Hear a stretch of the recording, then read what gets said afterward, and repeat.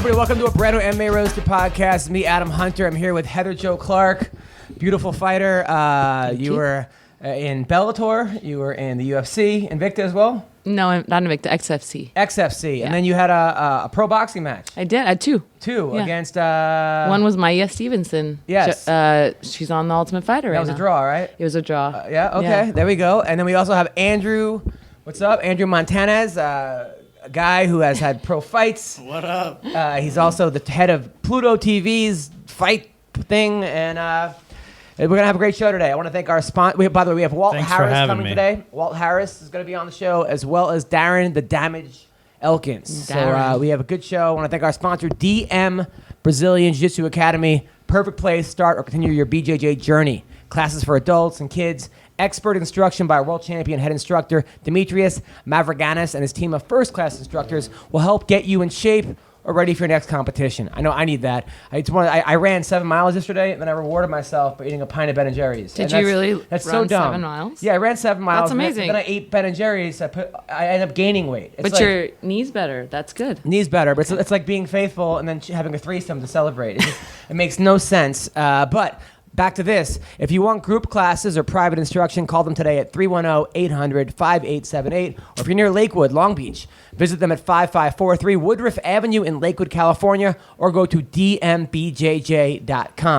Also, people, when you find yourself in need, trust in speedweed.com for overnight delivery to over 1,088 cities across California. Find everything with one quick stop. They got flour, they got edibles, they got concentrate, they got topicals, they got vapes, more. Sign up and use code ROASTED for $10 off orders over $100 at speedweed.com. I'm telling you, they have the best CBD oil. I use it on my back. I use it on my legs. I use it everywhere. I spray it in my mouth. Everywhere? Yeah, I put it on my penis. My dick gets high. What is that? Okay, what happens? So, That's cool. Go into that. Yeah. Go more into that. Yeah, no, I've never done that, but I'm going to do that now because, who knows? Maybe the girl will get hungry and then chomp on it. Okay, so also, speaking of being hungry, Blue Apron, the #1 fresh ingredient and recipe delivery service in the country.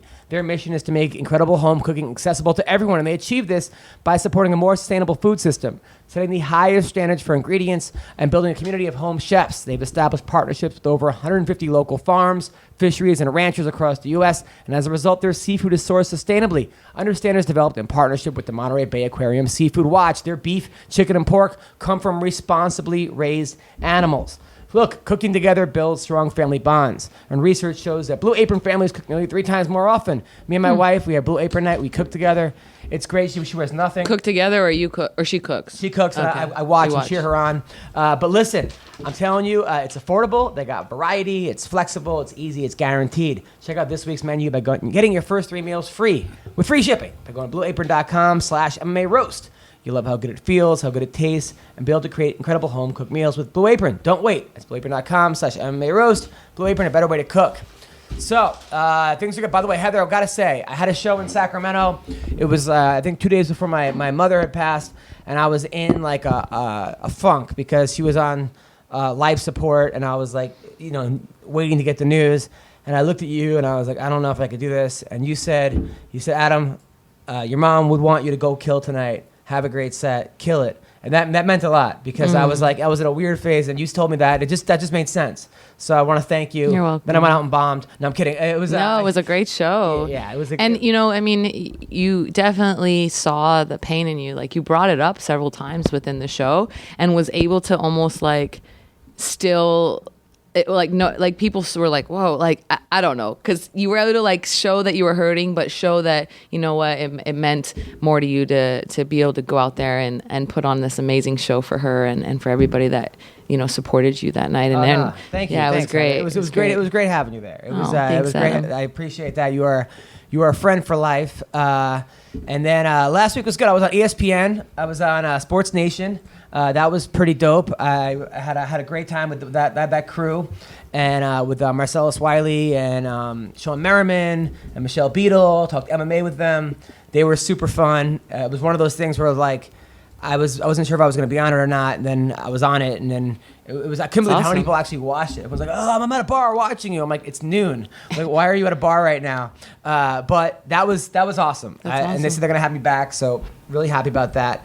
Then I did a show Friday night. I hosted 2 shows at the Ha Ha, And this guy's on, and one of the nicest comics ever is just having a great set. He's a really clean comic, and he's funny. This guy, Richie Lace. And there's a guy in the crowd, this like a Latin guy who's just drunk, who's like, "You suck! Get off the stage!" No way. Yes, I go. To you? No, to the guy on stage. Oh. But I'm hosting. I go over to the guy and I'm like, "Hey man, can you quiet down?" He's like, "What? I thought I was allowed to talk here." I'm like, "No, you're not." And as the host, I don't want to fight this guy. I don't want to be like, but so then this huge bouncer comes over. I mean, this guy looks like The Rock, but he just not as in shape. But just big, huge guy, and he throws the guy out. But then he also was a comic, so he was the next comic. So The guy that was heckling? No, the bouncer. Okay. So I'm like, this next comedian threw out the guy heckling, and everyone started clapping for that. It was pretty funny. I'm like, he's also the dishwasher and the bar. But so that was cool. He had a good set. And then Saturdays at the Laugh Factory, and I was hosting the Laugh Factory Saturday, and Nice. Louis Anderson was on the show. And I remember Louis Anderson from Coming to America. He was, you watch Coming to America? Yeah. He was the guy doing the salads. He's like, first I was salad, then I was french fries, and then I'm assistant manager. That's when the big bucks come in. And so it was awesome. Like, I mean, there was he's been in so many things, but I remember him so I go, this next comics was in Coming to America, and someone yells out, Eddie Murphy? I'm like, no, not Eddie Murphy.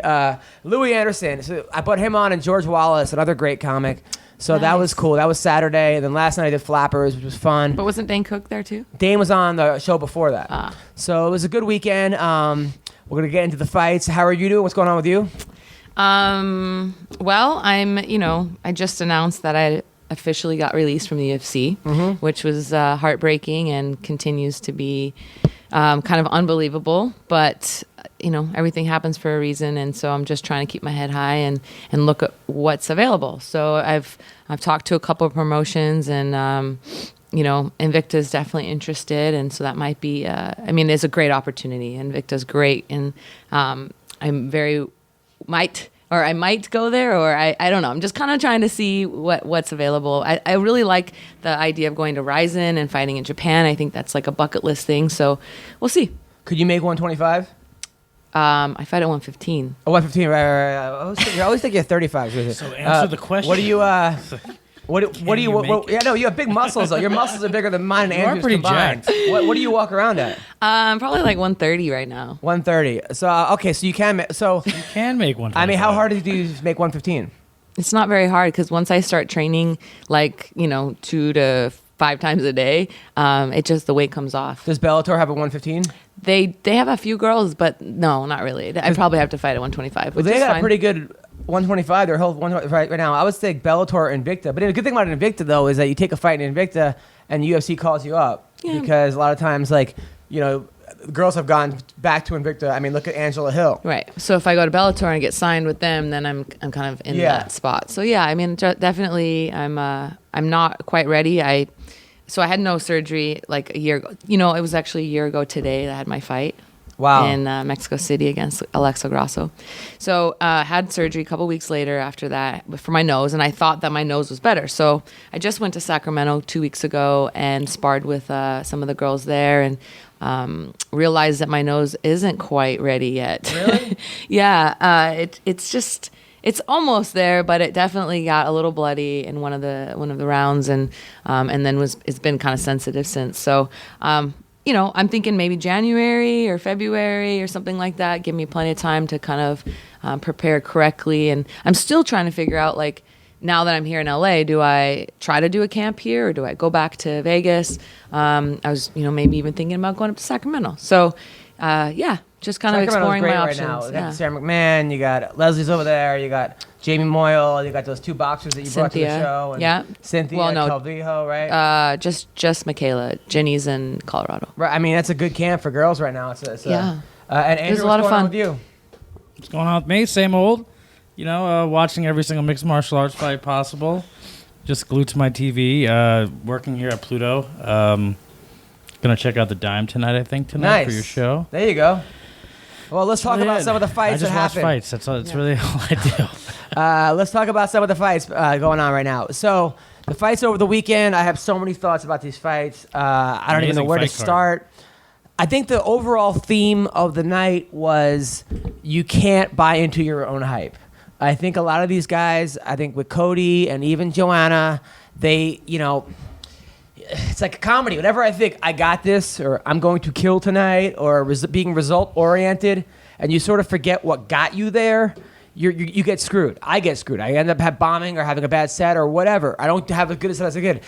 Joanna. Except for Conor McGregor. Except for McGregor, right? But you look at, even McGregor, I mean, well, let's not talk about that. Okay. So But you I'm look at just like for example, the Rose Namajunas versus Joanna fight. I knew going out there when they had the odds on the thing where it said like Rose is a plus minus a plus 400 and Joanna was a minus 600. I go, those are big fucking odds. Those are good odds, betting odds. And then when I saw Joanna walk out there, point to her, you knew she was in her head. You want this? I go, this girl's more concerned with the show. Yeah, she's more concerned with how everybody's putting on a good show for the fans or whatever. This is not a girl thinking about what do I need to do to win this fight right now. Yep. And you gave me chills thinking about that. And same with Cody. When I saw Cody No Love, do that whole thing with TJ goes for a kick and he sort of does this whole thing where he brushes his hair back and he's like, come on.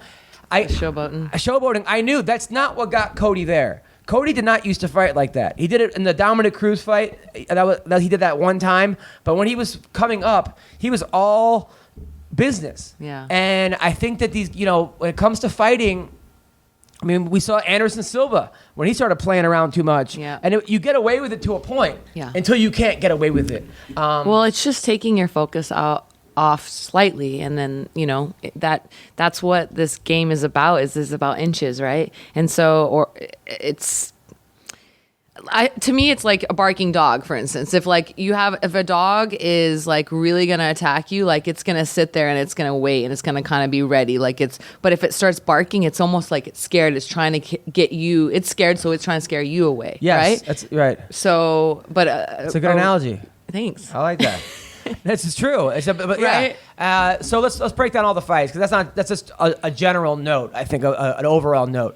Bisping, that was heartbreaking. GSP, all the credit to the world to GSP. Well, why is it heartbreaking? Well, because I wanted Bisping to win. I like Bisping. Okay, he's a personal friend. It was heartbreaking because not to take away from again.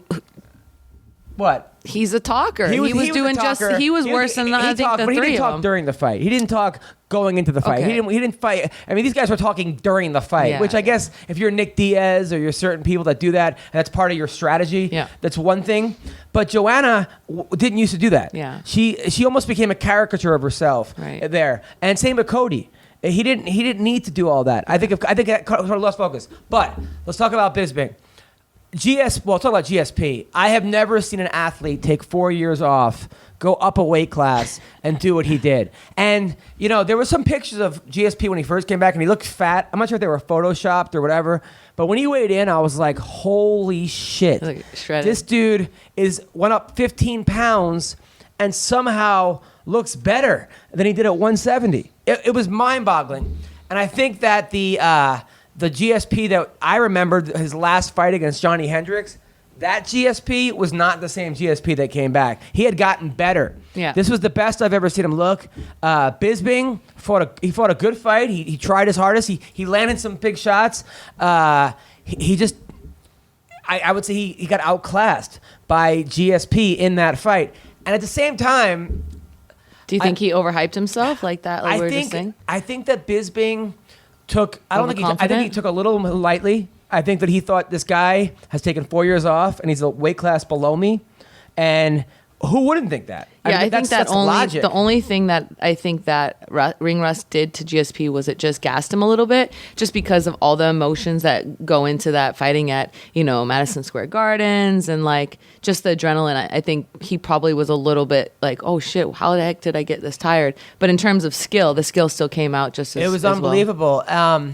Awesome. But I also think that Bisping has a lot going on outside of the octagon. I mean, he was in the Triple X movie. He was in another movie. He's in a movie with Max Holloway and someone else. I don't know who that is. I'm sure that it'll be on Pluto soon. Then those are the type of movies we do get. Yes. And then he has a podcast that he does once a week.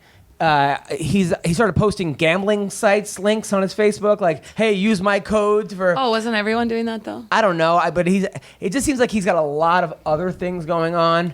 The DraftKings things. Yeah, the draft. Whereas isn't everyone doing that? Maybe I've seen everybody. I'm not sure if it's even him posting it, but But it just seems like he's got a. I mean, the movies especially. You got to strike while the iron's hot because no one's gonna ask him for DraftKings codes anymore.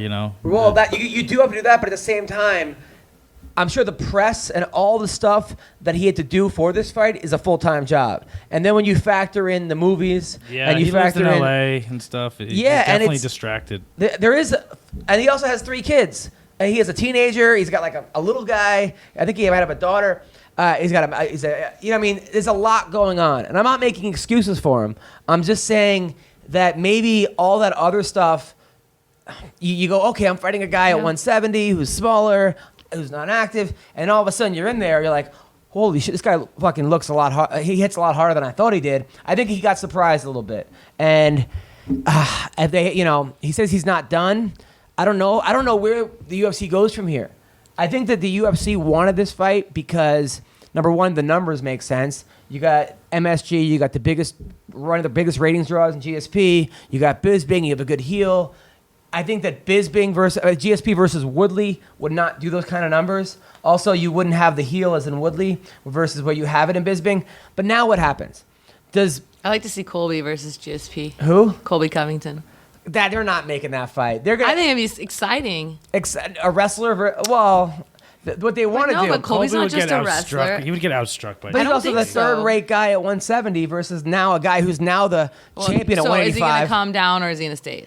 Well, okay, so we're talking about other 185. I just think the guys are too big. Here's what the UFC's dream is. GSP versus Conor McGregor. Right. That's my dream too. They want to do, and that's that what fight. I'm saying. So he's got to come down. What, GSP? Yeah. But he fights at 170. That's his weight class. So he needs to come down to 170. Yeah. So like one more time, and then that's what I'm saying. So it makes sense. GSP versus Colby, because I think Colby should be getting the next they're fight. not making that fight. That's what I think should happen. And then the winner of that fight. Yeah, but that's, first of all, why would the champion at 185 fight the third ranked guy at 170? That's it. That makes absolutely no sense. Well, he's got to come down. No, he's going to come down, but he's going to come down for McGregor, and he's not even coming down because that's normally what he weighs at. He's never fought at 185 But McGregor's not the champ at 170. But it's the money fight, and he's a champ at 45 and 55 right now. McGregor's the champ at any weight he fights at. He's the money champ. He's the 45, 55 champ versus the 185-pound champ, which, I mean, it's silly, but that fight be great. It'd be a great fight. That would be the biggest fight in UFC history. Yes, absolutely. First of all, you have all the makings of a super fight. You have Ireland versus Canada, right? But it's really not even Canada. It's really North America versus Ireland. Then you have good versus evil. You have a guy whose sole focus is money, money, money. Look at me. I'm the greatest. Bitch is this. Great. Versus a guy who is like humble, has OCD, has trouble sleeping. He's like... everything. He's like, I'm a full mixed martial artist. Has he ever even cursed before? You have every what guy. Did he say ooh in the thing he was about to cuss, and he was like, he said oh or something like that. Yeah, you have every guy.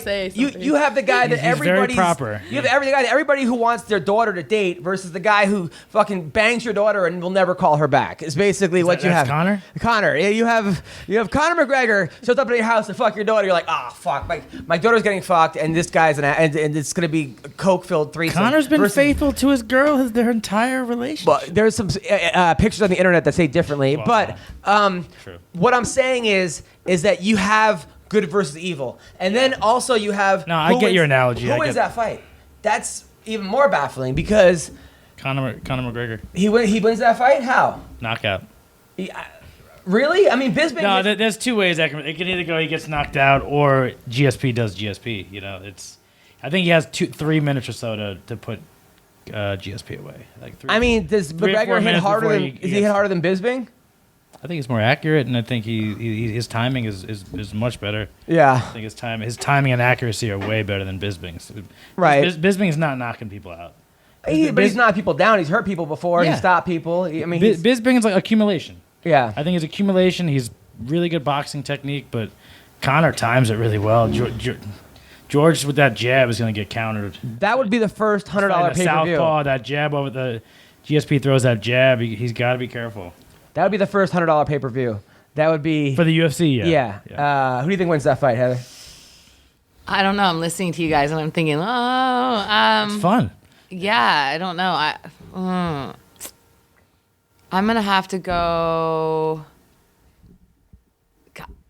GSP. I think GSP is going to win a decision. But he's also 37. He'll be 37 by the fight that. So what? Okay, the other guy is Who are what, you talking 28, 29? So? Look. That's the whole thing is like, as you get older, as you know, Adam, because you're older than 37. Just saying.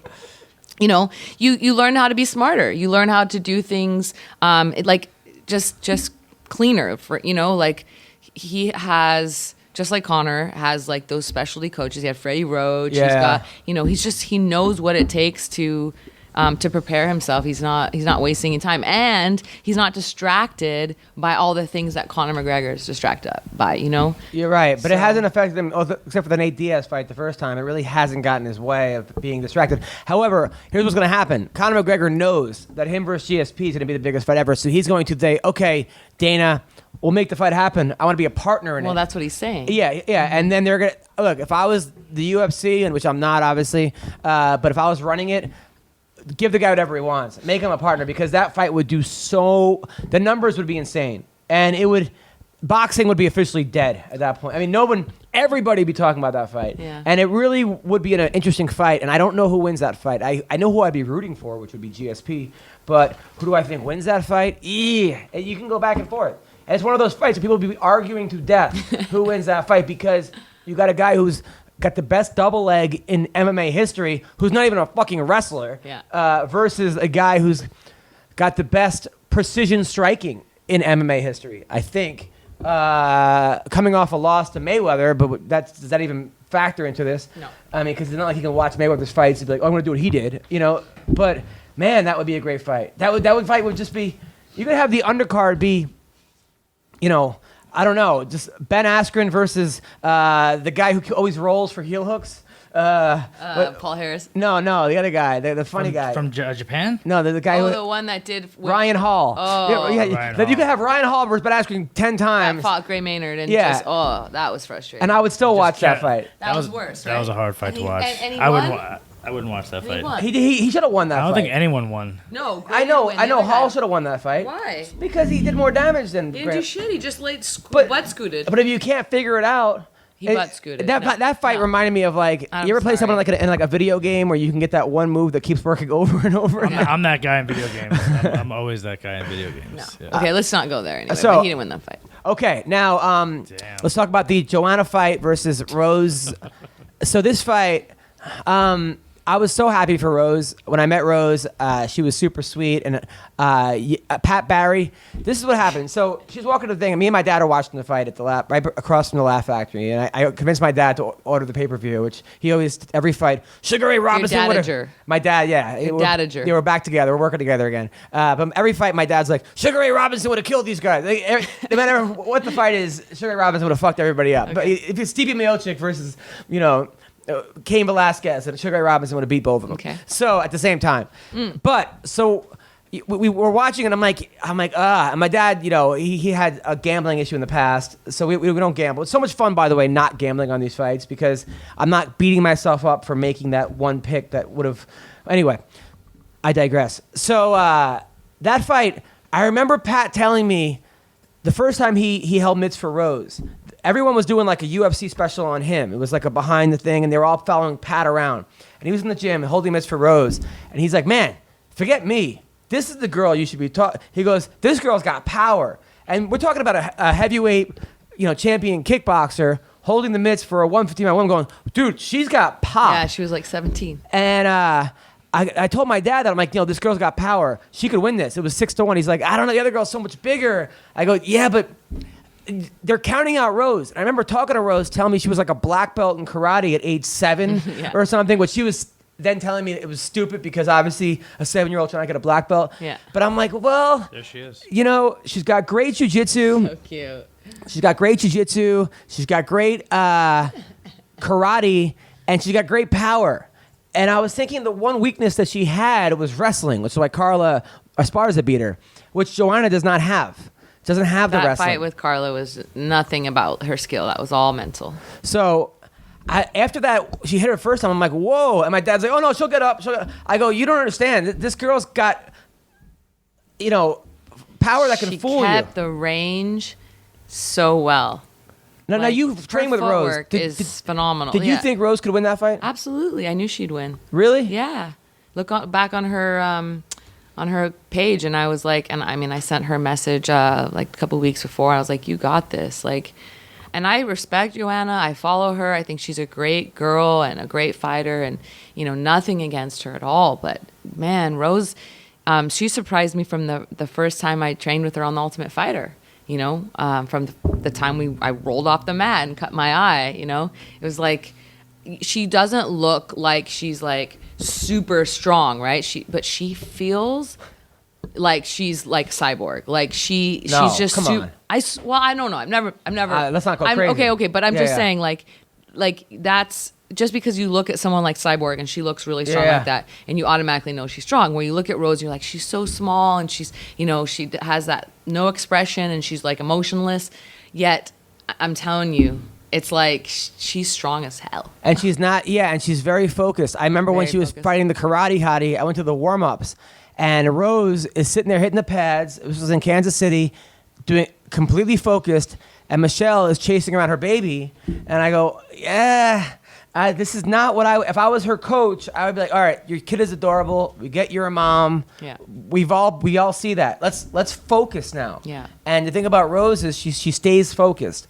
And but wasn't she playing with her dog a little bit then too? I think her dog. Yeah. Who Rose was? Yeah, I think so. In Kansas City. Yeah. I didn't see that. I saw her hitting mitts and going. But needless to say, like that's Yeah.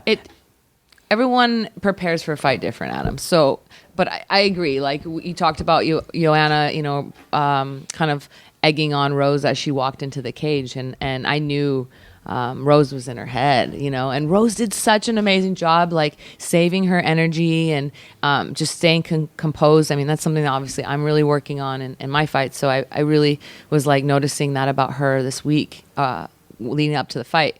And doing the prayer and everything, like she really put a lot of thought. I don't know if she had a psychologist she worked with or whatever, but she really put in a thought of how to manage that emotion. No, and also she did such a good job. And Joanna, they were like, she was looking. I'm gonna beat Ronda Rousey's record. I'm winning this, then I'm winning the next one. She was looking past her, and the best athletes that I watch when they go, hey, if you win this, you get to go to the playoffs, and they go, we're just thinking about this game. We're not worried about the playoffs right now. I'm not worried about, or like they go up to somebody and they go, hey, you're about to break this home run record, and I want my team to win. That's I think these guys, even if you are a being and you're thinking that a little bit, you have to tell yourself, no, I'm not thinking past it. Right. And I think Joanna got caught up, But fuck, I was really happy for Rose. I liked her speech. I like her. She was amazing, that speech. I posted it on my Instagram, and I liked it. It was beautiful. It was so beautiful, and just it's funny because Anderson Silva, kind of told me the same thing. It's like it's not about the belt. It's about like the love for the sport. It's about the mind and the respect. And man, I don't know. Rose is gonna just be like she said, just an example. And I'm just really excited for her. Yeah, I like it. And the Cody TJ, I was kind of pulling for, man, I like both these guys. I'm friends with both these guys. But I do think that... who did you call before? Like, I called TJ. Yeah? I called TJ, but I also called Joanna, so I wasn't perfect on this. See, I called Cody and Rose. But I just thought that, I think that people were looking past TJ. I think they were forgetting the Lineker fight. And the other fight, who else did he beat? The other Brazilian? Renan Barão. Yeah. No, but he also beat the guy after the guy. Rafael Sunsao. Yeah, Sunsao. He had a really long road up here. And also, Team Alpha Male has going through some shit where Justin Buchhold is now he's now the Muay Thai coach, not the head coach, and they're releasing tapes. I didn't like how they released that knockout tape, or the gym knockdown tape the day before. Yeah, it was a knockdown, not a knockout. And I thought that was sort of like, really? Like that was kind of cheap. Well, and I think it had something to do with just the fact that he had said that it didn't happen, so they were just trying to... They were trying to get into his head. Yeah. And you know what? Whatever. After that first round, Cody had that. I mean, that fight, 10 more seconds, that would have been stopped. Yeah. And TJ, to his credit, I mean, he looked visibly frustrated. But he came back super focused and just like centered. He didn't like let it get to him. And I think if those guys fight 10 times, it might be 5-5. Yeah. It's one of those guys are very evenly matched. They know each other, so they know it's yeah. And I also was surprised that TJ didn't use his wrestling at all. I mean, he kept it a striking match, and I think the one guy's a college wrestler, the other guy's a high school wrestler, granted a state champ high school wrestler, and MMA is different, I think that TJ had the advantage in wrestling. Yeah, but I think that's what they were expecting. I think that's what Cody was maybe expecting, so I don't know. I mean, I didn't know the game plan, but to me, if I were to game plan against Tim, I would expect you're going to wrestle me. I'm a striker, so. It makes the division a lot more interesting. I do think that Cody became a star, and I wouldn't say too fast because I want all you guys to be stars, but he was a 3-1 underdog against Cruz. He's the champion, and all these people came out of nowhere. All these, I'm sure, women. He's engaged now, but I'm sure it must have been he's in Sacramento. He's now the king of Sacramento.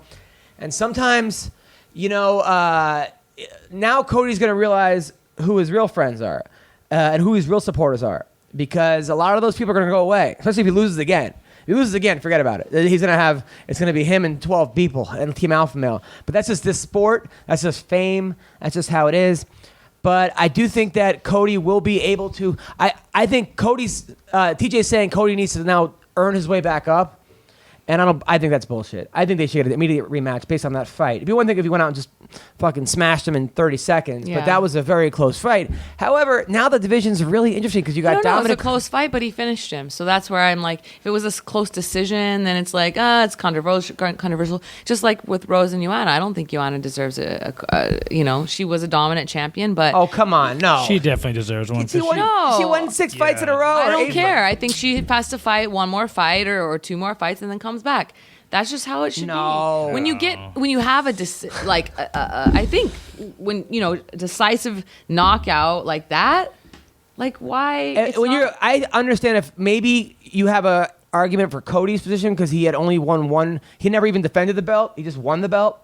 So you could say, okay, well, Dominic Cruz or the kid he's fighting now, the guy that beat Faber, what's his name, Andrew? Jimmy Rivera. Jimmy Rivera, and then maybe you could talk Aljamain and Caraway in that picture, but whatever. But when a person has 8 title defenses in a row, I think it makes more sense to give her a shot at the 125 winner.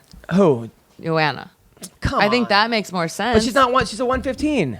But she's big. She should go up. So what? I know. And then you look at like Holly. Holly she got a title shot after a loss. She lost her first one. I'm saying she got to fight for the title at 145 against. But that's not even a real division. They were just made. Oh my god! They were just picking straws. There's no champion there right now, but it is a real division. 145 women's female. Cyborg is the champ. Oh yeah, Cyborg got the. Yeah, but they had 2 135-pound girls fighting for the 145-pound champion. That was weird. Look, if it's one thing, if it's one person, if you don't defend the belt, maybe with the Rockhold case, Durandame, whatever her name is. Yeah, but I don't know. When you have a dominant champion and you lose, I would say you should get an immediate. Disagreement. I agree with that. I do think that Joanna should get a rematch. I think she deserves it. She's cleaned out the division, except for Rose, obviously. But I think she deserves a rematch. I see. It's a bigger fight now too. It could actually hold up a pay-per-view now. That was the 3rd fight before. It wasn't even the co-main event. But they had the other title. Yeah, but I think now a rematch between them could hold up a pay-per-view. So other fights. Do it in Poland. That could be fun. I don't think Rose would give a shit. So other fights on that card. Johnny Hendricks. We got to stop this. If they don't make a 175-pound division. You're not an 85-pounder. You're not liking that? No, I don't like to see these guys just get murked so that you could build someone's name up. And the same thing happened with Koscheck and Hendricks. You got these guys that were legends, and now they're on their way down. Match them up with other guys who are in that same category. I like the Matt Brown Diego Sanchez fight, even though that fight Sanchez is at 170. Last fight was at 45, so it kind of makes it's weird. But I like the Jim Miller Diego Sanchez fights. I like the Hector Lombard Hendricks fights. I like those type of fights where you get guys that are names fighting each other. I don't like a guy who is 1-5 in his last fights against a Brazilian who looks like the USADA poster boy. I mean, that guy. The guy's enormous. Jesus Christ! I mean, they could have tested him on the way to the cage. That was insane. There's no way that guy's not. I mean, I don't think that's a natural way to look. That's just that guy has muscle upon muscle. Jiu-jitsu. He makes Alan Juban look like me, that guy. It was insane. Someone said that while we were watching that fight. They're like, that guy looks like Alan Juban. Alan Juban looks like a better version of Alan Juban. Oh, nah. Looks like Alan Juban off anyway, my point is that put him against someone like Talos Latis, or I'm trying to see who he could have fought that would have made. Who, Hendricks? Yeah. A lot of guys at 170. Put him against Ellenberger. Well, you would watch Ellenberger, Hendricks? He's 85. He's at 185. Yeah. Yeah, but there's a lot of... I mean, the Tim Boach fight, but he's not an 85-pounder.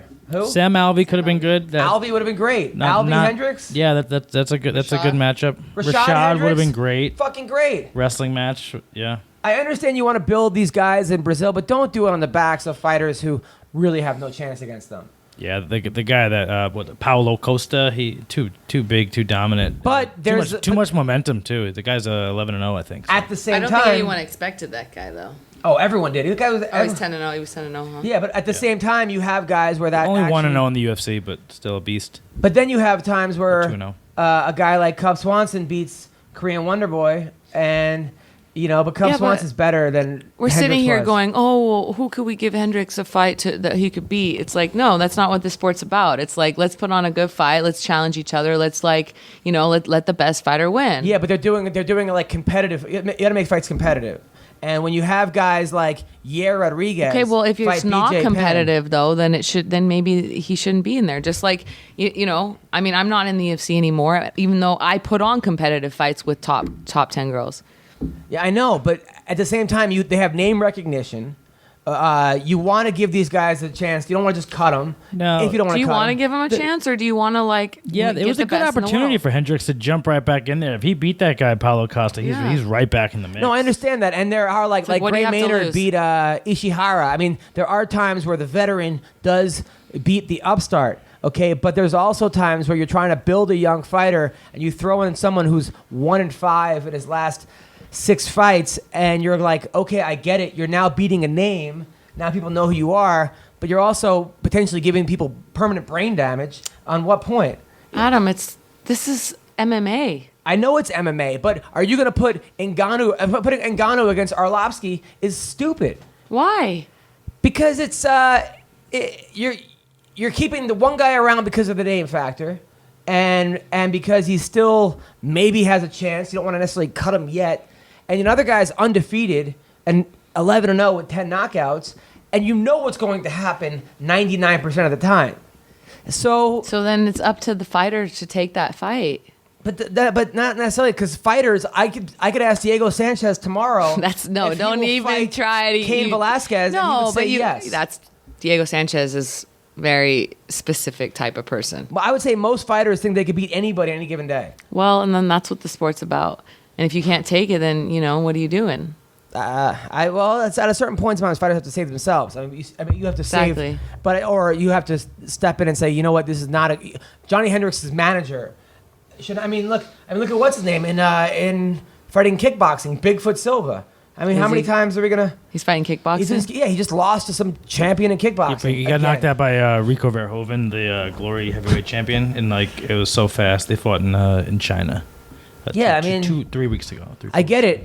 It's a money. I understand your point, but I don't know. It just sucks because when I think of Johnny Hendricks, I think of 2-time national champion, UFC champion, guy who knocked out John Fitch and all these great things. And now you see him now, and he's a shell of himself, getting murked by some fucking genetic freak Brazilian, and you're like, what's going on here? Well, it's just like for me, my last 2 fights, I'm realizing. Okay, my game plan was to go in there, strike, and then take these girls down because I was better in the ground than both of them, right? But yet I was beating them standing. So the only time that I was getting caught in bad positions, like even with Alexo, is when I shot, is when I was clinching, when I was trying to get in. When I kept the distance, I was winning. No, I love that story, but it has nothing to do with what I'm saying. Yes, it does. Because it's just like if someone were to come, so my next fight, so just because my last 2 fights I got my face beaten into, yeah. Right? I broke my orbital. Yeah, it was way more competitive than that Hendricks fight. Well, I'm just saying, like, if the UFC were to give me another striker, I'm not going to sit there and be like, oh, no, I'm not going to take it because my last 2 fights, I got my face broken into. My point exactly, but at a certain point, we could go, okay, I think Sean Shelby's doing a great job. You obviously saw it. The whole card was amazing. Aside from the Johnny Hendricks fight, I mean, look, Wonder Boy versus Masvidal, amazing fight. You had 3 versus 5. Masvidal wasn't there that night either. He was like somewhere else. You think so? I think Wonder Boy was just so awkward to fight. It's hard to train I did for not see. I feel like Masvidal was really off. I feel like he was just kind of in there, kind of like sparring. He wasn't. He could even see it in his face. I feel like I don't know. I'm friends with him, so I feel like I know like his personality, and I don't feel like he was in that fight. I don't know. What I thought was that Wonder Boy is so awkward and hard to emulate. It's hard to get a guy to do that in sparring or training. Yeah. I mean, Wonder Boy is one of 3 guys that can really. I mean, who are you going to train with when it comes to that kind of thing? I mean, MVP or who's going to do what Wonder Boy does? And guys, they fall apart in there with him unless you have like Woodley type knockout. Even that Woodley fight, that last fight, were you there? The whole crowd was booing. Yeah, I was there. It was a fucking Casper the Ghost convention. It was. I heard more boos, and then I do on. They started doing the wave. That was the one. That was Maya versus Woodley. Oh, that was Maya. Yeah. By the way, Woodley's calling out GSP, saying GSP's running from him, and Brunson's calling out Rockhold. Is that what's going on? He's like making like death threats. That's a good fight, Rockhold Brunson. That's a good fight, man. I tell you, Luke Rockhold got screwed out the most out of all this stuff because he just another example of did not take Bisping seriously. Yeah. That second fight, he thought he was going to go in there and just the worst thing you can ever do. Yeah, and even that I was there. People were shocked. Yeah. I mean, people were shocked. I was shocked. I was happy for Bisping because there's a guy who you talk about he's a pretty inspiring guy. He never gives up. Yeah. I mean, there was a point in MMA where everybody in every division was calling out Bisping. I mean, my grandma called him out. Like my girl called him out during sex. She was yelling out Bisping. Everybody was calling out Bisping, and they weren't calling him out after that fight. Yeah. So I'm going to call Darren Elkins the damage. Talk about a guy who is a monster. I hope he picks up this FaceTime. I don't know if he knows we're doing FaceTime. Calling the damaged guy who's at Team Alpha Male now. Yep. Great fighter. Super nice guy. Nice guy. His record in high school was 191-9. For wrestling? For wrestling. Wow. No, for ping pong. Yeah.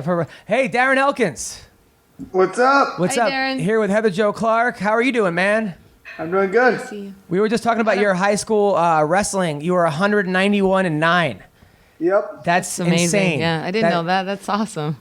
Yeah, I wrestled since I was 4, so Damn. you know, my family started me out wrestling young with my brother because we had a lot of aggression. So instead of tearing up the furniture, we got into wrestling instead. Now, who are the 9 guys that beat you? Was it one guy 9 times, or was it just? No, that'd be horrible if I lost one guy 9 times. I lost 4 times my freshman year, 3 times my sophomore year, and then I lost 1 time my junior year, 1 time my senior year. Oh no! Well, you were a state champ your senior year.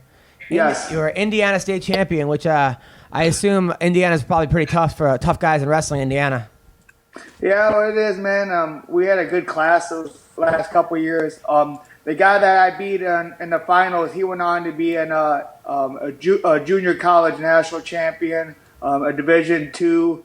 I think he was a 2-time All-American. So I mean, he was a legit wrestler himself.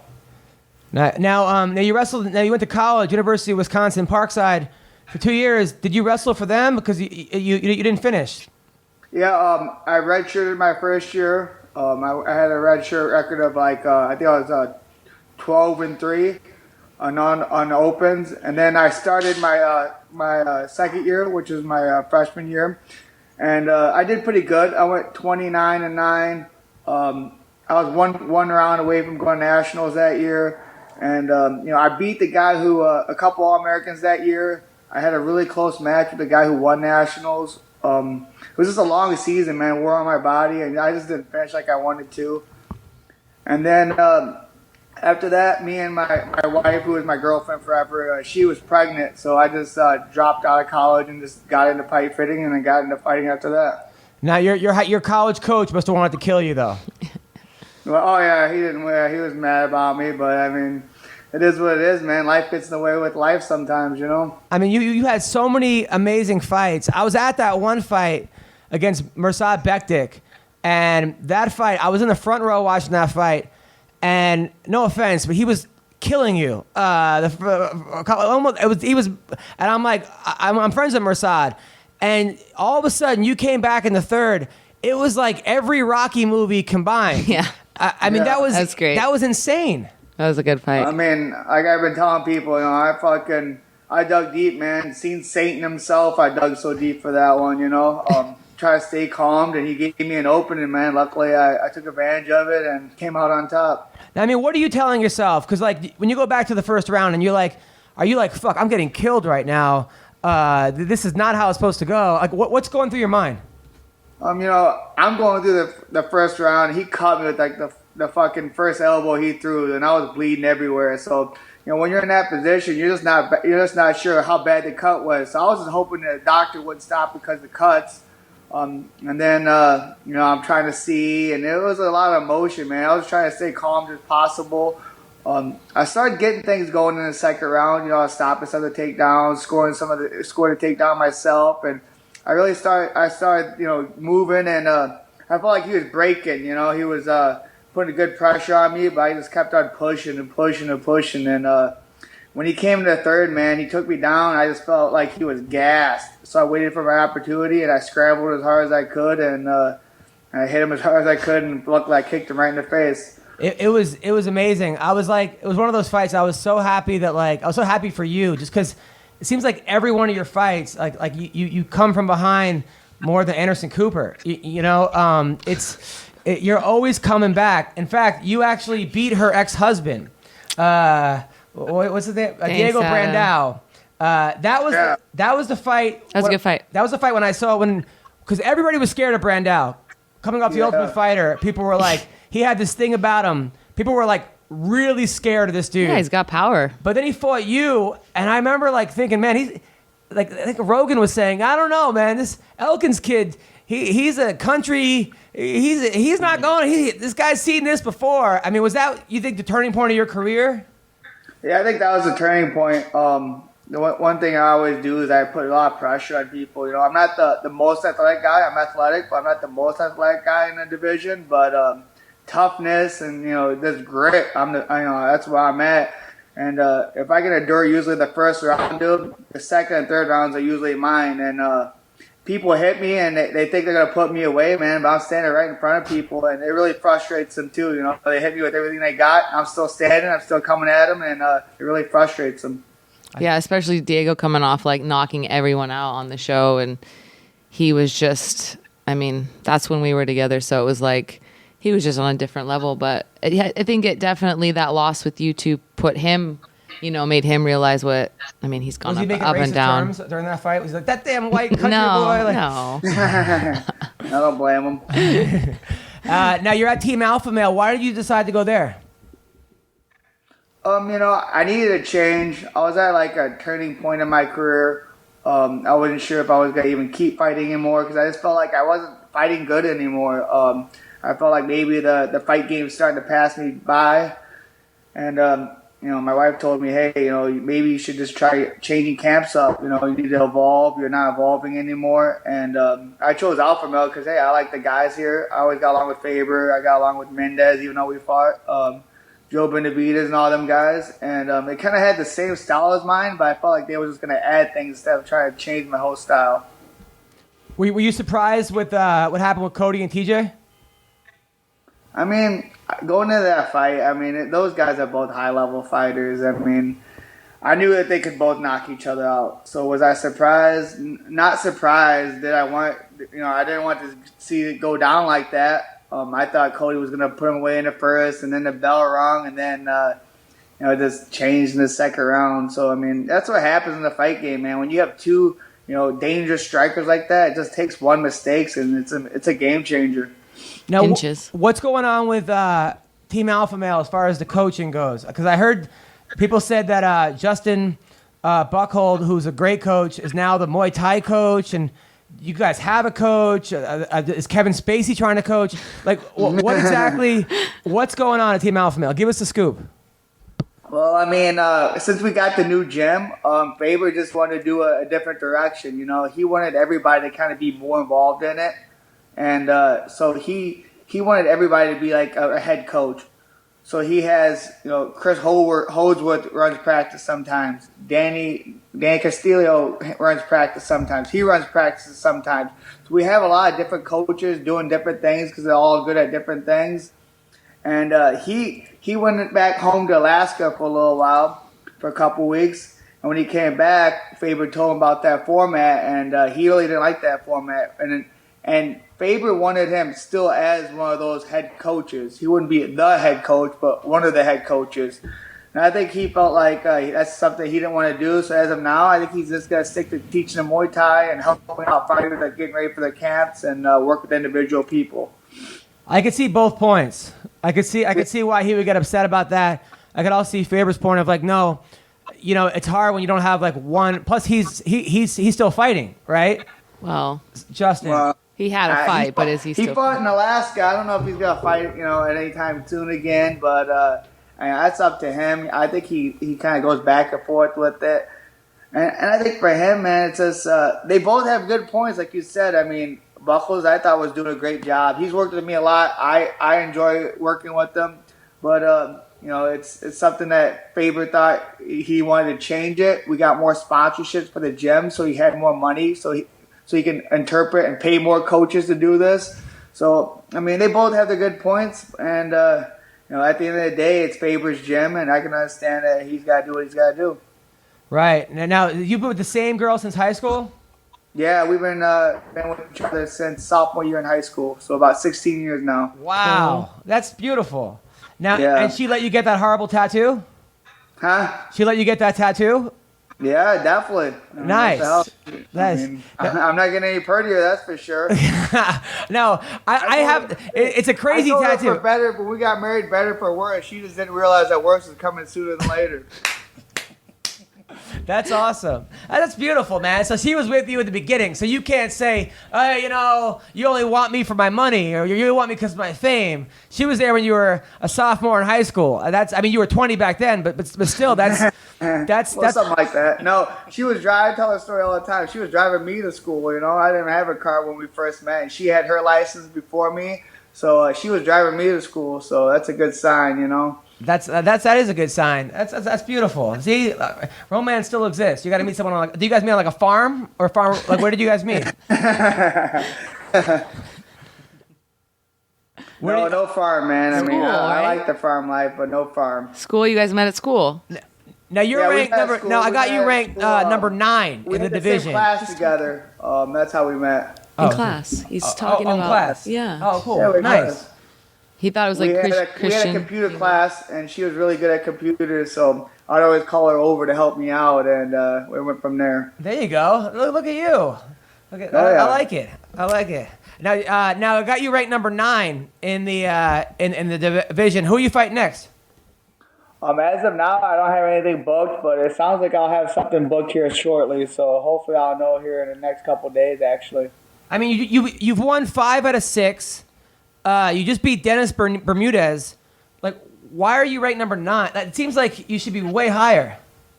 Man, it's a tough division. I don't know, man. I mean, lucky for me, I don't have to worry about the rankings. I just go out there and fight, and I'm hoping to get the fights to get me to where I want to be, man. I think with this streak and where I'm at right now, I'm gonna have to have nothing but big fights. Yeah, I mean, Andrew, who do you want to see him fight? Elkins. There's a lot of good guys at 45. Barao. Oh, he would kill Barao. Barao's a cool fight. Who else would be good at 45? I like Barao just to the style. He would kill Barao, right? Barao? That would be easy. Yeah, I'd love that fight. That's yeah, easy money sure. for you. I mean, He's the bad thing is semi-competitive. right now is a lot of the high-ranked guys are booked, so we're gonna see who they give me. You know. Yeah. I mean, you're right there. I think nobody wants to fight you because they know they're gonna have to like kill you to beat you. Yeah, it's a gritty fight. Nobody wants to go through that shit. You know what I mean? I'm gonna still be there and keep coming at them, and they're gonna have to freaking take some damage as they give damage. So it's not a fun fight for anybody. I mean, but your coach has got to be tough. Is it hard to be your coach because you're bleeding? I mean, you bleed on the way to the octagon, like, and you're walking like you're like a zombie, and then you're gushing blood everywhere. But then somehow you end up coming back. Is that always the strategy? Like lose 10-6 the first round and come back and win? It's not the strategy. I mean, we've been working on it with Buckles, getting my defense better and not taking as much damage. And it was like that more in the Bermuda's fight. But as far as my face, my whole face is scar tissue, bro. So, I mean, you let's look at me and I'm bleeding everywhere. I know, that's good, man. Well, hey, you got a hot wife. You're a great fighter. You went on a vacation, right? You got a vacation? Yeah, we went to Hawaii for 2 weeks. Nice. Oahu, and just kicked back and relaxed, and it was a great time, Did you bleed in the ocean? Did you get hit by a wave and start gushing blood or no? Hell yeah, I did, man. Of course. Blood was everywhere. That's awesome. Well, listen, Darren, it's an honor to have you on the podcast. I'm such a big fan, dude. You're like a modern day, like you're like what Mickey Ward was to boxing, but you are to MMA. But you're better because I can see you be the champion. I really can see you be the champion. I'm coming for now, by the way, it. do you think? And this, even though I'm, in this point in my career, I'm really just improving and getting better each fight. So the best of me is yet to come. Now, now you're all a lot of times. I wouldn't say you're all heart. You're obviously a skill, but do you think you can teach heart? Nah, you can't teach heart, man. It's just something within, I mean, you can tell them how to dig deep, but at the end of the day, man, it's just mental. You can't teach that. You can teach them how to endure certain things, but at the end of the day, they have to do it. You can't coach that, so it's tough, man. I mean, I got 2 kids, and I try to tell them this stuff too, but it's just they're gonna have to choose for themselves, Yeah. Well, listen, Elkins, great having you on the show. Keep up the great work. When you get a fight announced, please let me know. We'll get you back on the show. Perfect. I appreciate it. Thank you. Thank you very much, Darren. Darren. Take care. That was Darren Elkins, modern day hero right there. Guy's a good husband. I like the comparison you made with Mickey Ward. I think that's a good one. It is, but I think he's better. Mickey Ward won a title. Yeah, but that was. But he didn't win the. He wasn't the unified champion of the world, but right? Was he ever ranked number as high as 9, Mickey Ward?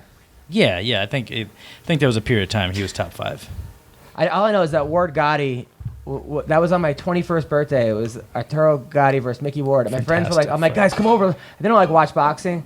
We watched that first one, and we were going to some club afterwards, like the Sound Factory or some New York club at the time that was big. And we're like, we don't want to go out anymore. Nothing's going to beat watching Ward Gotti won. And Ward won that fight. But that was such a good fight. That was, man. Speaking of boxing, by the way, you watched that Deontay Wilder fight over the weekend? I did. So Wilder is 28-0 at 27 knockouts. And he fought the one guy, he went the distance with him. And he beat the shit out of this guy in the first round. Like I've never seen. They said he was like in the Matrix, and he kind of was in the Matrix for that one. You see it? Yeah, of course. I watched it like 7 times because it doesn't. You could fit that in about 10 minutes. You can. I like that third knockout though, when he went kind of with 10 seconds left. Yeah, but he like fake like he was gonna hit him with the right hand, and then he hit him with the left hand. That was like every World Star fight combined into one. We're showing Heather right now the fight. I'll put it on for everyone actually. And it was insane. This guy, I don't know if he beats Anthony Joshua. I think I don't think he has the boxing. He definitely has the power to hurt him though. To hurt Anthony Joshua. Yeah, he has the power to hurt any man in the world. Yeah, but by the way, I think we're gonna have Walt Harris on. I think spars with him. They're both from Alabama, so I would assume that they've. Okay, so watch. So Heather, watch. So he knocks him. Now this guy went the distance with him, right? This is the first round.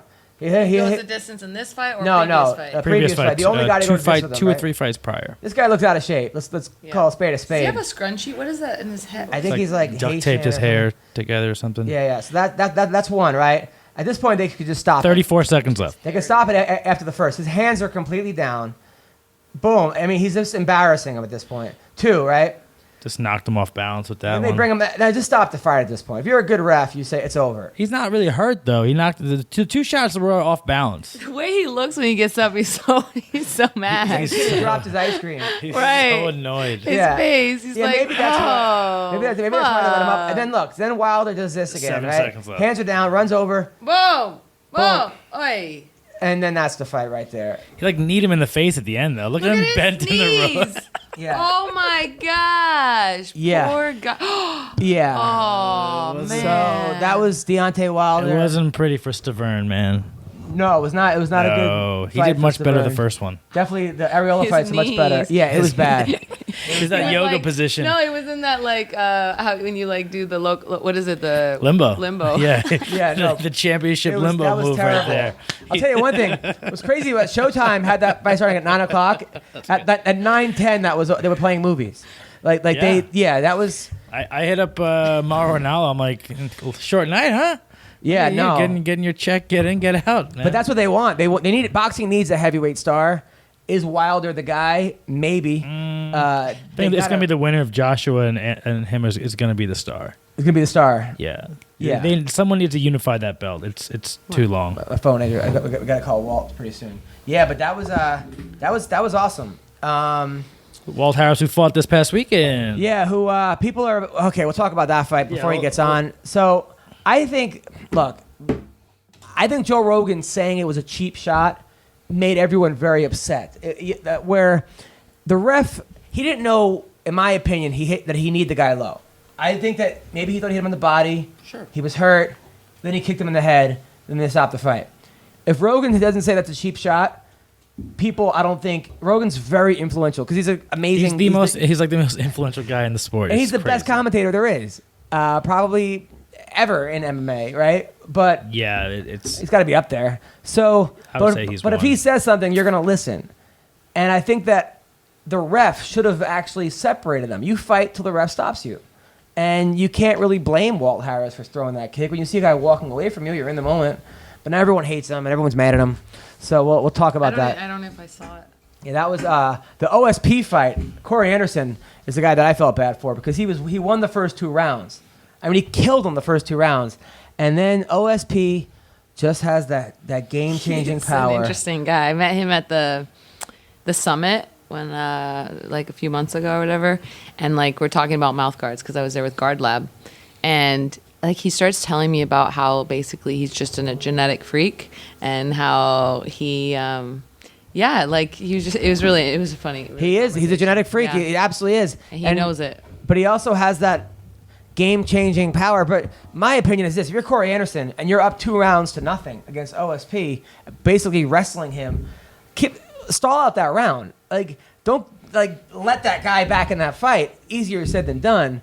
But man, that was brutal. That spinning. It was a nice shot. It was a well-timed shot. He got $25,000 from that, right? That spinning elbow that knocked out. Because they gave out the 3 bonuses to the 3 champions, and then Dana gave 1 extra and split it in half. He gave, I don't know. Okay. The spinning elbow that knocked out. That spinning elbow was beautiful. The guy, he kept trying it over and over and over. It was like the move when you're in a video brother, game. Faraz's brother with that spin. It was on Fight Pass, but he hit the spinning elbow from hell. That man. That's the thing about it. This guy was undefeated. This is his first loss. Faraz's brother. And it's hard. I mean, what a MMA, man. There are so many ways to win, so many ways to lose. Ooh. And that was not a way that I thought he was going to lose. And I'm sure he didn't think that either. That's why I'm sure you don't train for that in the gym. Or if you do, it's not something you really focus on. Yeah, oh my goodness. Right? I mean, do you focus on spinning back elbows in the gym a lot? We throw them. I don't know if we necessarily defend them and training as if you're we parry a jab, okay, now let's parry the spinning elbow. But I mean, we practice spinning them. I mean, throwing them. But it's just the thing. It's you have to always be ready for anything. Yeah, that was Ricardo Ramos and Ayman Zahabi. Well, I guarantee Zahabi is going to get better from that fight, and he was winning that fight too. And so is Corey Anderson, which is what's so crazy about this sport is that there's just. It could all be done like that. Now, I thought the one fight, what's the name was a weird Curtis Blades when they stopped that fight for a kick that missed the Russian Randy Couture. Yeah, didn't they go to replay for that one or? It was so weird. It was he kicked him and hit him with his toenail. Yeah. And then they stopped the fight. Yep. Curtis Blades got screwed on that one. Yeah, Dana White was flipping out about that one, saying they go to replay and they still get it wrong. Yeah, that's so weird. That was strange. It touched his ear. Curtis Blades is going to be a guy that people are going to. And I'll tell you who I was happy for. James Vick. He beat The guy from Ireland that beat Conor McGregor. Joseph Duffy. Oh, yeah. Joe Duffy. James Vick, man. He's a fan of the show. All the time's been on the show. And you know what? I'm happy you're getting your just due. You're 10-1 or 11-1, and you just knocked out Joe Duffy in a fight that you were the underdog. And James Vick's going to be a monster for anyone. The guy is like 9 feet tall. He's like 3 members of Team Alpha Male sitting on top of each other, and he just throws this like a lead uppercut, and it hit. He's a beast. I like Vic. Vic's a nice guy. So I'm happy for Vic. I'll tell you who got fucked over the most in this whole weekend was Bellator, because nobody was talking about Bellator. Nobody. And they had some good fights. I watched them, some of them last night in Spanish on ESPN Deportes. They had them on ESPN Deportes. Ryan Bader is continuing his dominance of Bellator by beating Linton Vassell, who's a tough guy. And Bader he hit a great lateral in the first, and then he won the second. It's a good division. It's probably their most stacked division. They have big names at 205. The problem is that Phil Tito, Davis and Bader Vassell, are Davis. the 2 guys, 1 and 2, and those are the guys that you don't want to put against each other. It's like kind of like Wonder Boy and Woodley. Like we saw what happened that second fight. Nobody wants to see that fight again, and nobody wants to see Bader. It was extremely boring. Yeah. Yeah, it was extremely boring. Not very exciting. And like I called, what's his name got the win? Saad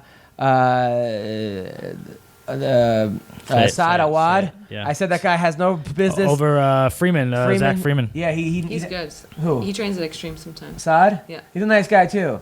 Yeah, he's really nice. Yeah, Saad won, and then my boy Phil Davis won. Phil Davis won. Ed Ruth won. Ed Ruth, a monster. He's a tough fight for anyone. And Alina McFarlane won too. Yep, new champion. So they got good. It was a good card.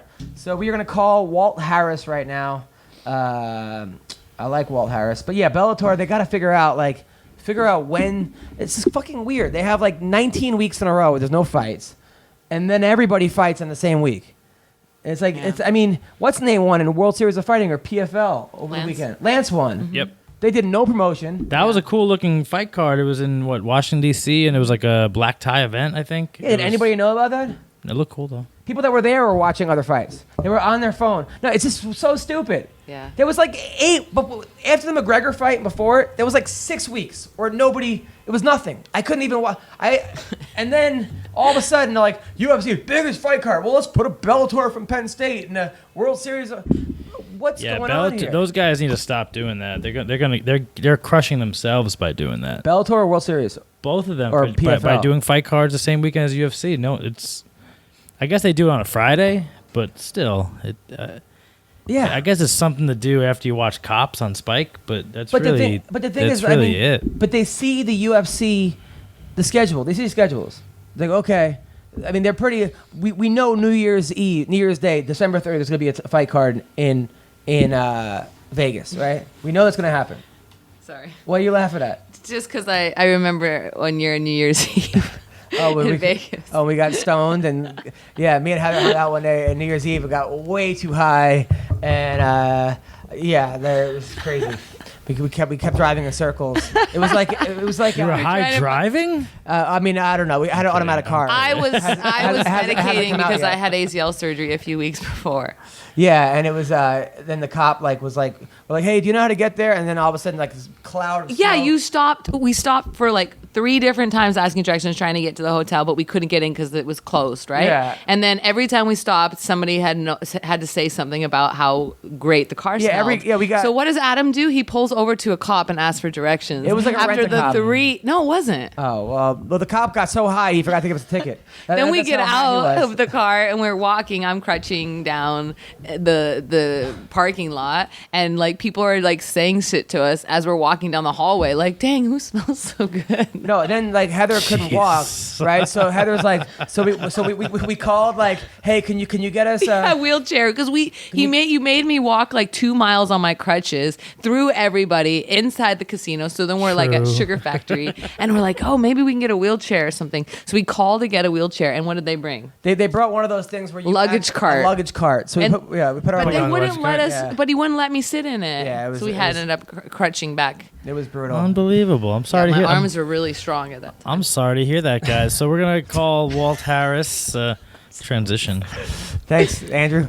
You're the best in the biz for a reason. That was good. That was They don't fun. call you the fun squid for nothing. I'm decent. So here we are. We're calling Walt Harris, who I like Walt Harris.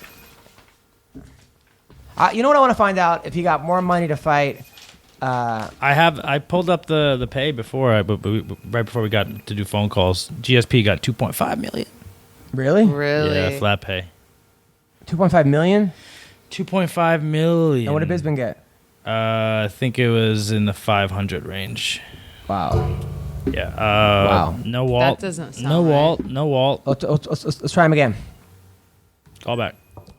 Yeah, I like. So while we're hanging out in between moments, just if anyone is out there listening and they need a mouth guard, you can contact me. I work with Guard Lab and I'm an ambassador for the company for a while. And we are the official guard of the UFC. So, you know, if you're looking for a custom mouth guard, we're actually going to be doing some new boil and bites too for like anyone who's got gyms out there. You want like the gym logo, customization, all that. We got that coming out soon. So how do we find it? Guardlab.com. Guardlab.com. Let's take a look. Let's pull it up. Let's see what the fuss is all And about. if you've watched my last two fights, you'll see. Oh, actually, we have this guy, Josh Kavan, I think his name is. He's from Factory X, and he just had a fight. He got an illegal knee, and he got kneed, actually legally a lot as well. And his bottom jaw went through his top, the mouth guard, but his jaw and his teeth were totally good. Could I wear it to sleep?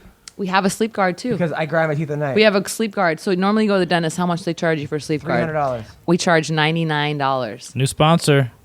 Really? No. $99? I really need one, for real. $99, yeah. So get one. we just gotta get you scanned. So we do a 3D scan of your mouth, and then we do a 3D mold. We print out with a 3D scanner. That's how we do it. So it's super, super accurate, I unlike guess any other guard out You there. go to Guard Lab. You would go. You order choose it a online. product We you have want. dentists that you can get scanned. I do scan events. I set up scan events. Basically, we go to the gym and we bring a scanner to the gym, and we get all your students in like about 4 hour time. Was that you guys scanning on the embedded this Yeah. past week? Yes. That looked really cool. Yeah. The way the scan, like you saw, I think it was 3D scan. TJ's mouth. It was Garbrandt or TJ's. No, we actually came on to the Ultimate Fighter for Garbrandt's team. So Garbrandt's had one of our guards for a while. I don't know who we were scanning. Someone this got weekend. a scan. It looked Oh, pretty I know cool. we were doing. So Justin Buckholz and Sting were like, when I was on SAC, they kept coming up to me like, "We need a guard. Cody keeps, accidentally hitting us or whatever." And that, so yeah, they Keeps ended up punching getting me in my scanned. mouth, and I Yeah, think they I just punch should you. protect my Wait, teeth. so I can't just like take it and then put it in like hot water? No, so we are starting home impression kits as well. So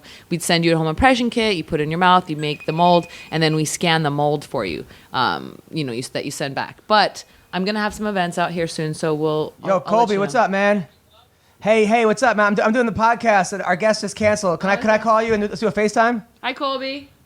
Oh, it's King Mo. Oh, what's up, King Mo? Yo, hey, what's up, King Mo? Let's get the Mo. Hey, we're gonna call you back in like 3 seconds, okay? What's up? We're gonna call you back in 3 seconds. Yo, can you call? All Yes, right, so yes, instead we're gonna call yes. Colby Covington and King Mo. And you can tell Colby that I think he should be fighting GSP. All right, you should be what? All right, yes. Fighting GSP. That's my thought. All right, and I'm gonna change my story and say he should be fighting GSP as well. No. Like, just for the record. He's gonna be like, Kim. No, you said, no, that's a bad fight. I don't think it's a bad fight. I just think the UFC's not going to do that fight. I want Colby to be champion. He's been on our podcast. He's a friend of mine. He's awesome. I 1,000% like Colby. What I'm saying is the UFC is not going, like the Colby Covington versus GSP is not going to have the same numbers as Conor McGregor. No, versus- of course. I didn't say that. I know, It'd be but a good fight. I'm just So saying, yeah. let's ask Colby what he thought about this fight with George too and see if he agrees with me. Yes. All right. What's up? Hey, so we got Colby Covington right now, as well as King Mo. How are you, Colby? The great Bobby Lashley. Bobby Lashley, what's up, man? What up? How are you? Are you guys at a wrestling event? What's going on? Yeah. King Mo, what's up, buddy? What's up? Hey, Heather, when you fight again? Me? Yeah. I'm hoping soon. I got released from the UFC, and now I'm looking for a new spot to fight at. Who's your manager? I don't have a manager right now. All right, get the same number. I got somebody to help you. Yeah? Okay, I'm gonna hit you up. So King Thank Mo's you, gonna Mo. take You care of always Heather. got my back, right? What's up, Colby? I'll get you back. I got your back. What do they do, a podcast? You always got my back. King Mo used to always he'd give me homework. Put me on the podcast. Adam Roasted. Put me on the podcast. Yeah, I love Bobby Lashley, but I've been a fan of Bobby Lashley for years. Yeah, I have been. I swear to God, you're a beast. I thought you should fight Brock Lesnar. I thought you versus Lesnar in MMA would have been a great fight. Still make it happen. Put that out. We keep putting that out. Dang, Gail. I think you should do a pro wrestling. So Colby, I was saying when we first got on this, we were talking about who GSP's should be fighting next, and I was saying you because I think that's the fight that should happen. Yeah, Colby, what did you think of GSP versus Bisping? I guess it was good for the old man fighting championship. But now, were you impressed with GSP at all? What? Were you impressed with GSP? Yeah, I was surprised. I mean, 4 years off, I didn't expect to see him, come out and have that type of volume, throwing spinning heel kicks, and his striking looked good. He fought a really good and smart fight. Now, by the way, what did you think Woodley has called out GSP? I think it's a complete joke, Woodley's not a money fighter. He's not going to get GSP a money fight. It's just simply not going to happen. So, and GSP, he's either going to do like Conor McGregor or, fight someone back at middleweight. But I heard there's a clause in GSP's contract where he had to fight 2 middleweight fights before he could do anything else. So he's not fighting Tyrone Woodley. He's not fighting. Now, do you think? What do you think of Wonder Boy versus Masvidal? That fight? Yeah. I thought it was a good fight. George came and. He just didn't have enough volume output. It wasn't his best night. Congrats to Wonder Boy. He had the better night that night. That doesn't mean he's a better fighter, but that night he was a better fighter. So I was trying to say that I feel like George just wasn't there. Like, I felt like he was sparring. Didn't he just look like he was just kind of like in like this, like, chill mode and not like he didn't have that fire that you've seen in the last few fights, like that I was like that kill. Like he was just like, like whatever, kind of, like it wasn't, yeah? Yeah, I completely agree. I mean, that wasn't the same Jorge Masvidal, that's the killer, the 45, savage OG in the game. He knows he started slow and he wasn't able to come back. He kind of took off the first round and a half and he didn't really get going like he normally does. Yeah. But, that's how the game goes. You're not always going to be your best. You got to find a way around it. Yeah. Now, Colby, man, I was so happy when you fought Maya, how you beat Maya. That was insane. And you actually kind of set him up. Where you're like, I'm going to use my wrestling. You kept it standing the entire time. Was that the strategy? Yeah, that was the strategy, man. I was a man of my word. I said I was going to beat Damian Maya's ass. I was going to go forward. I was going to make it a more exciting fight than Tyrone Woodley, and that's what we did. We went forward. We put on an exciting fight, and, he was left bloodied and retired at the end. But he did use his wrestling. He didn't get taken down. He didn't get yeah, that's the point, yeah. Now the Brazilians, now... I gotta tell the wrestler, right? Now, did they know that it was like that? This was kind of like you were kind of putting on an act, or this was sort of tongue in cheek, or did they really want to kill you? No, they really want to kill me, man. This ain't no act, man. Everybody knows I'm the villain now, so this ain't an act, man. This is real life, and I had to have like 20 security guards leave the arena with me. They were all loaded with guns. I had 4 security guards staying on my hotel level all night till I left to the airport. I wasn't allowed to leave the hotel room, man. That shit was crazy. They took me all the way up to the gate, like not just dropped me off at the airport, walking in with me all the way up to the gate, the security checkpoint gate. So this was no joke to them. They really want my head, and they still want it. So they better find someone else because I just retired their Brazilian legend. But you don't really think the place is a dump. I mean, right? I mean, you don't think they're all filthy animals. Weren't you kind of just trying to, like, this is part of your, like, you were trying to egg them on, right? I know you're a nice guy. You're a good person. If you saw a Brazilian walking on the street, you wouldn't call him a filthy animal. You would fucking be nice to the guy. Good. I know you're a comedian. You're real good. You got good jokes today, man. Your stand-up is on point, Adam. I can't believe, man. You're on another level. That place is a dump, man. Brazil is the dump. I mean, they were turning off the air conditioning in the arena, trying to give an unfair advantage. All week, they turned off the water in my hotel room. The food was shit. Everything was shit there, man. Brazil's a dump. All of those animals, everybody knows that, man. I'm saying the honest truth, man. Those guys, you can't trust a Brazilian, man. Have you met a Brazilian that you could trust before? Come on. I will. Renato Laranja, Vinny Magalish is a nice. There are a lot of nice Brazilians. Okay, nice and trusting are two different words, but But, you know, I could understand they're nice. Yeah, maybe 5% of the group, but man, they're a bunch of animals, man. They're all cheating on each other. It's disgusting in their culture, man. Now, what about the guys over at American Top Team that you train with?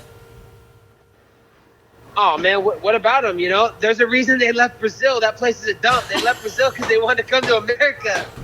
But when you came back to ATT, where the guys like, hey Colby, man, that's fucked up. That's my home. Those are my family. Those are my friends. I haven't been back to ATT yet. I went back to Oregon and then I went to New York, and now I'm in Canada for this pro wrestling show Impact. But you know, I'm with Dan Lambert right now, and he gave, you know, he's the ATT owner and my manager, and he gave the heads up, you know, hey, you're not gonna mess with Colby, you know, it's business now. So, you know, it is what it is. If you got a problem with what he's doing, then that's your problem. But, you know, I'm gonna keep doing what I'm doing, and if anybody's got a problem, they can try and stop me. Hence Tyrone Woodley. Now, one of my favorite stories was Ben Askren on the podcast saying that you wrestled a guy Ben was coaching. You were beating the guy he was coaching, and then you wanted to then wrestle Ben Askren, who was the coach. You were talking shit to the coach. I wasn't talking shit to him, and he was talking shit to me. I was beating the shit out of their wrestler. He was like supposed to be this good wrestler, all hyped up, and I was just kicking his ass. I was beating him by like 12 points, about to tech him. And Ben Askren was like, oh, yeah, blah, blah, blah, this and that. Oh, Colby ain't that good, talking crap. I mean, I just let him know, man, you ain't shit, man. We can do this right now.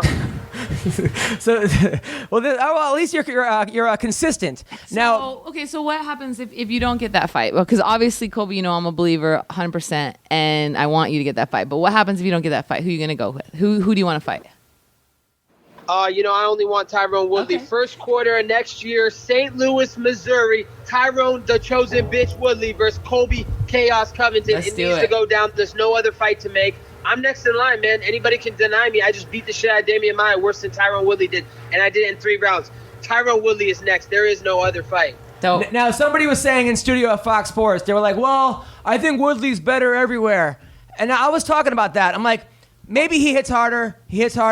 Wrestling, I'd say you guys are both great MMA wrestlers. Endurance, I mean, right? I mean, but he does have that knockout power. And people are like, well, if Maia was able to hit him, what would Tyrone do to him? The thing is that he has no endurance. That's why it's an easy fight for me. We've trained together, and I know training doesn't mean shit when you get in the octagon, but let's be honest, the guy wasn't lasting 3 rounds in the gym with me. He has no heart, and you don't just get heart overnight. The guy has no heart. He's a quitter. He quits in the gym. Look he couldn't even finish Damian Maia in 5 rounds. I just beat Damian Maia a lot worse. The thing is, Tyrone maybe has knockout power, but when you put blood in those arms and he has to fill those arms up with blood, because I'm going to put him in the clinch. I'm going to put him in wrestling scrambles. He will break during those wrestling scrambles, and I will pick him apart on the feet. Well, Colby, listen, man, I got to say, the Colby Covington that I know was the guy the day before your fight, you texted me saying, hey, man, I hope your mom feels better. I heard she's sick. The night of the fight, after Brazil, you text me going, sorry about your mom. You've always been a straight guy with me, a friend of mine. I've been a fan of yours for life. And I'm happy, even in this way, you're getting the attention you deserve, because a guy like you deserves the attention. So I'm super happy for you. You put the time in, and you're right. Like, you're going to be a problem for anybody because of how hard you work. Like, of your grind. You're going to give anybody a problem. So I'm really happy for you, man. I appreciate that, man. Those words coming from you, Adam, that I always hold those very deeply in my heart. So much love to you, brother. Thanks for always, giving me a voice and having me on the show and just being a good friend, man. Always. Because let's talk to King Mo for a sec. King Mo, now we have a triple person.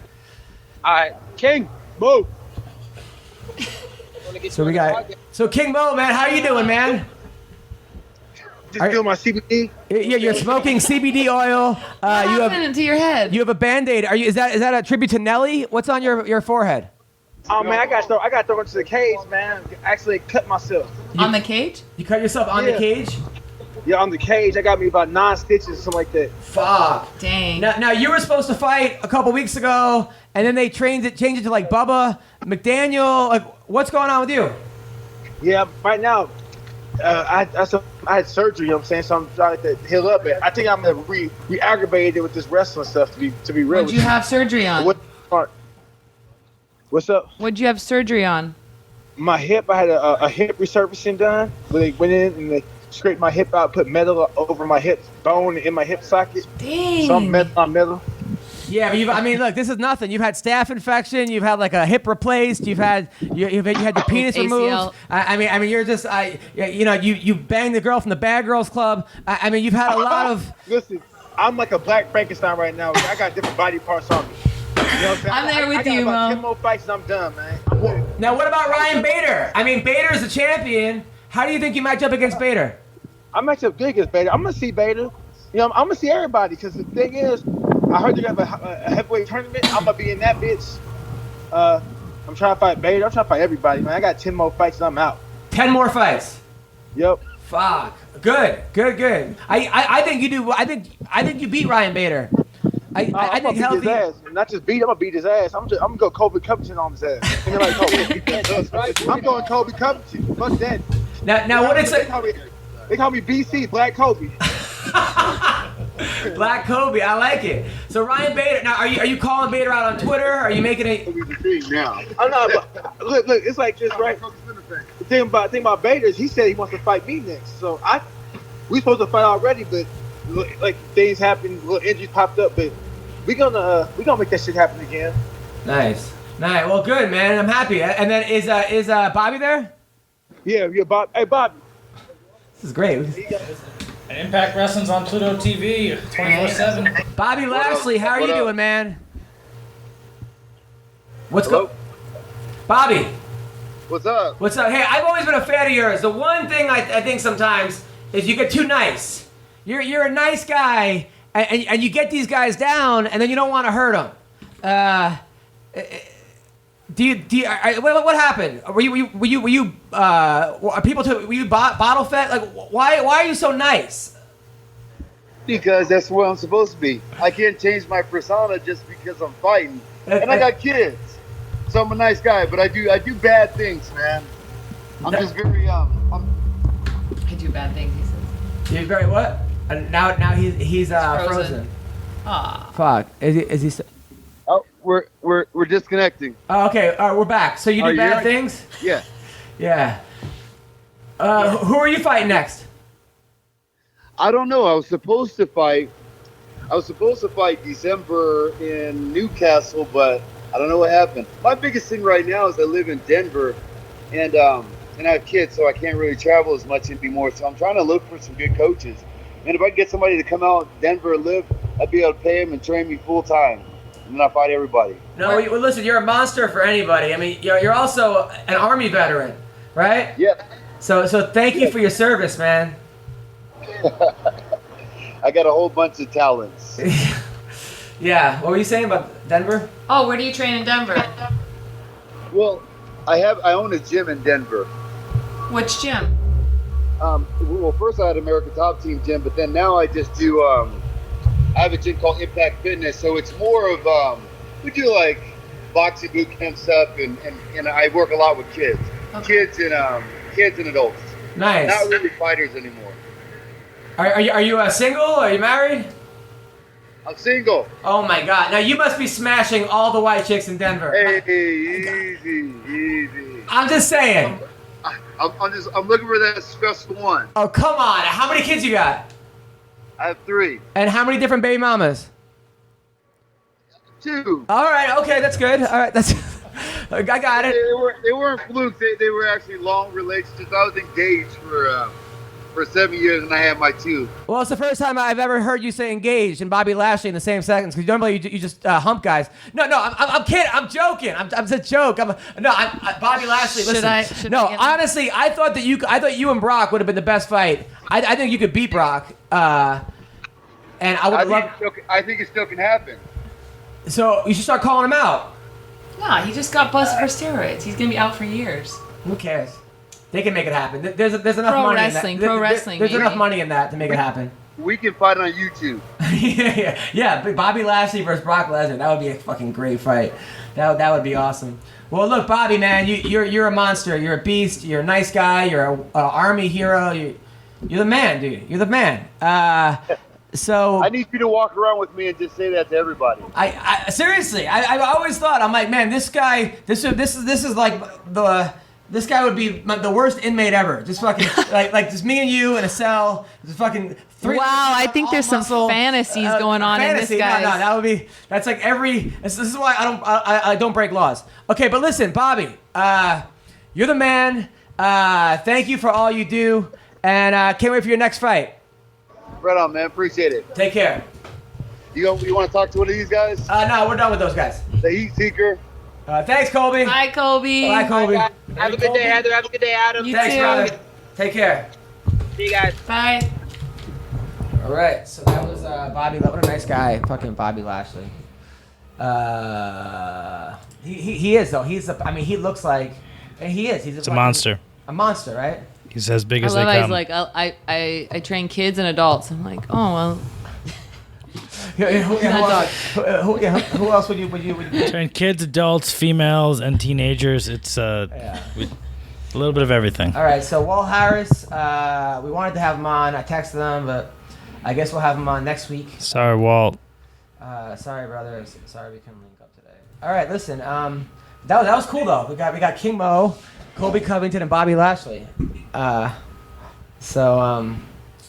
That's pretty badass. Yeah, it was fun. That was cool, and then Mo is calling me out, and he's gonna help me. He's gonna That help was you. exciting. He Mo will, was too. always So when I met him at Syndicate when I first moved to Vegas, and he would help me with my boxing because I just broke my arm and I had a boxing fight. It was when I fought Maia, and so he'd be like, "Oh well, go home. I want you to watch this guy's jab, and I want you to watch this guy's right hand, and all this stuff." And he would literally give me homework to go and watch. He was just out of his kindness of his heart. I think he's one of those guys that if he decides he likes you, he's your best friend forever. If he decides he doesn't like you, he just doesn't. He could probably be because when I first met him, he decided he'd not like me. Oh. But then we became friends, and now he's one of those dudes where he reaches out all the time, and he's a good person. Mm-hmm. He's cool. I'm very curious to see how Colby with the Brazilians at ATT how that goes because I can't see that going well, right?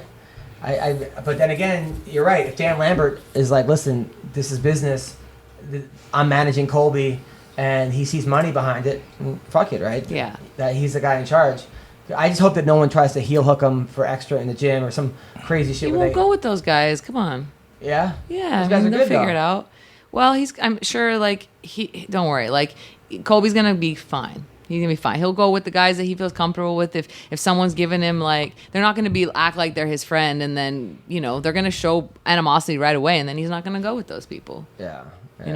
Well, we didn't even cover this week's fights, but we got out of here at 1:00 this week. Who's the main event this week? Real quick. It's Anthony Pettis and Dustin Poirier. Wow. Great fight down in Norfolk, Virginia. Wow. I got Poirier. Me too. I think Pettis. Pettis Poirier's still in his prime. I think Pettis isn't. Okay. I think the Anthony Pettis that off the cage kicked Ben Henderson. Yeah, I think would have that was beaten anybody at any weight. So at that weight, at least. I'll call out some of the highlights from this card. Sage Northcutt is fighting again. He's fighting Michael Quinones. Don't know the John Dotson's taking on Marlon Moraes. Oh, Dotson. That is going to be such a good fight. The PFL former champion, By I believe. the way, don't forget, John Dotson knocked out TJ. Knocked out TJ. Joe Lozon, Clay Guida. Demetrius. Joe Luzon versus Clay Guida. Ooh. Yep, that's starting off the main card. Rafael Suncal against Matthew Lopez. Ooh. Then you have Nate Marquardt against Cesar Ferreira. Great fight right there.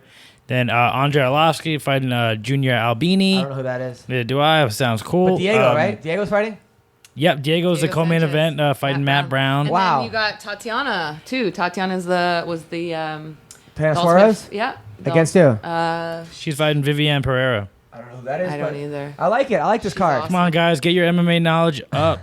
Get your Yo, you know who that is? Viviane Pereira? You know who that Not is? a She's new. She's new. I think it's her first fight. Well, listen. Should people, our fans, should they at She's 13-0. Should they at, what, 13-0? Oh, wait. 13-0, 2-0 in the UFC. She's fought the one that she just beat Jamie She got 2 decision and Valerie. wins.